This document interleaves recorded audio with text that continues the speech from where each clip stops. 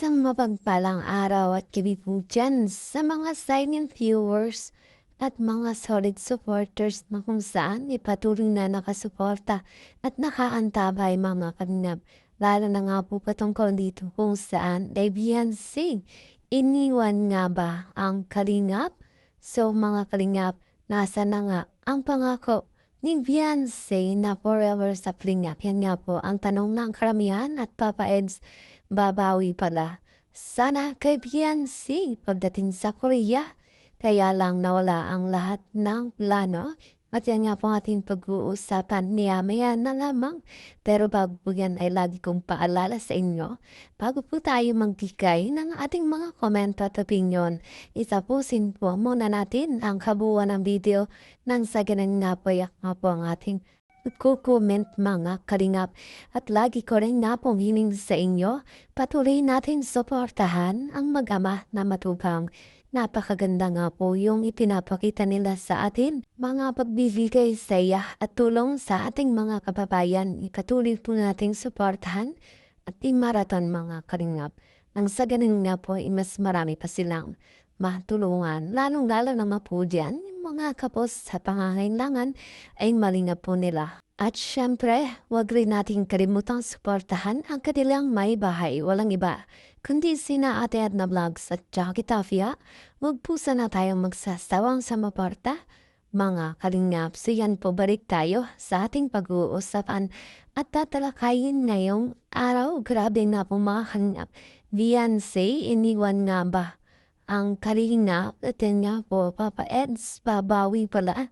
Sana kay Beyonce pagdating sa Korea. Kaya lang, nawala ang lahat ng plano. Grabe nga po ng mga kalingap.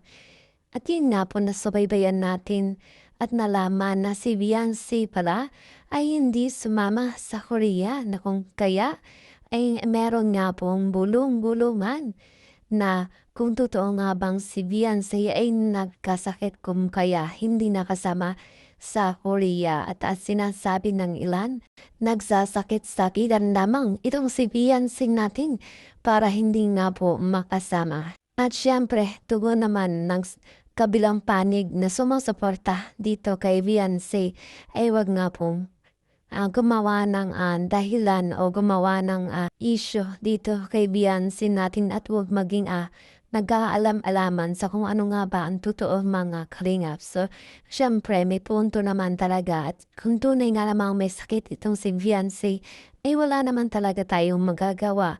Syempre ganun din naman itong si Kalinga Prab natin ay naniniwala naman na si Beyonce ay may sakit kung kaya hindi nakasama. At yun naman po ay nire-respeto ni Kalinga Prab at hindi nga raw nila pwedeng pilitin itong si Beyonce na sumama kung talagang may sakit nga po mga kalingap.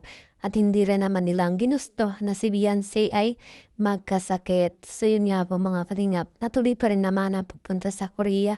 Kaya nga lang po mga kalingap, ay may kulang. So marami nga po ang nagalit dito kay Beyonce, no? Dahil nga po sa hindi nga pagsama. Pero mga kalingap, ay wag po tayo basta-bastang magbigay ng hindi magandang komento patungkol dito. At antayin nga po natin ang mensahe o ang masasabi dito ni Beyonce kung bakit hindi siya sumama. Dahil nga po natin si Beyonce mismo ang magpasalita o magpaliwanag niyan mga kalingap. At siyempre maging masaya pa rin tayo kung si Beyonce man ay hindi nakasama at malaking panginayang nga lamang po ni Kalinga Prab at ni Papa Eds dito at dahil mukhang si Papa Eds natin ay may plano nga po para sa kanila ni Beyonce na kapag nandun na sila sa Korea ay mukhang si Papa Eds at si Beyonce natin ay muling mag-uusap. Anang sila dalawa lang ng ganun nga po ay meron silang closure doon sa mga nangyayari. At sa pagkawala din ng love team, malay mo ay muling magbago sana ang isip ni Beyonce at muling naibalik ang love team. So yun nga, nawala ang lahat ng plano. Syempre, ganun din naman ang plano ni Kalinga Prab dito at planong magkaroon pa sana ng Fight 100 itong EDC. Kaya lang yun nga po mga Kalinga ay nabulilyaso.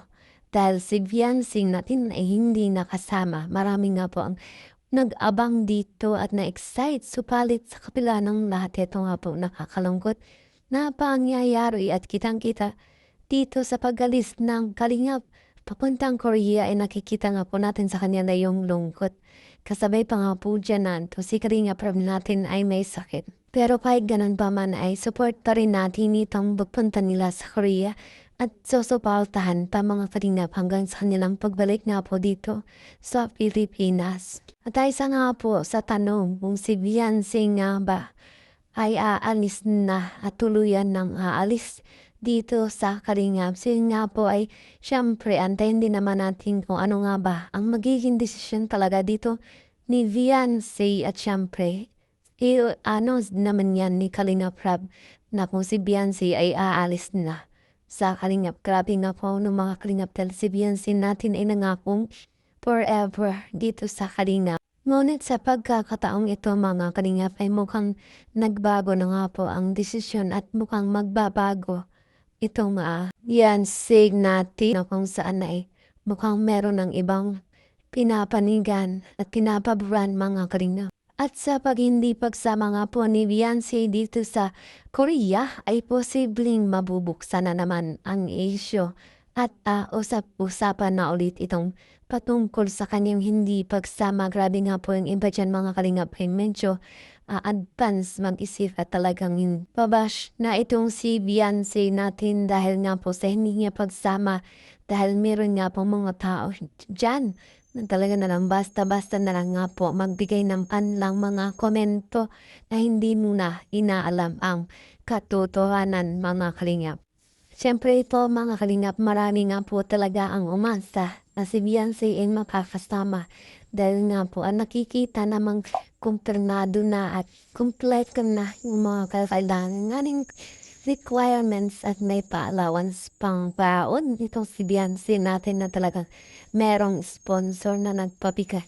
Kaya nga po yung mga tulong o allowance na pinabot para kay Beyonce ay posibleng may ibalik po isa sa uli na lang mga Kalingap. At so yun nga po na mga Kalingap, mas marami ang naniniwalang si Beyonce nga po ay walang sakit at meron pa nga raw pong ibang dahilan kung kaya hindi siya sumama at meron daw hindi pumayag at pumitigil dito sa ating dalaga na kung saan nga po ay parang kontrolado nila ang lahat. Yan nga po at update ngayong araw. Maraming salamat po sa inyong panonood.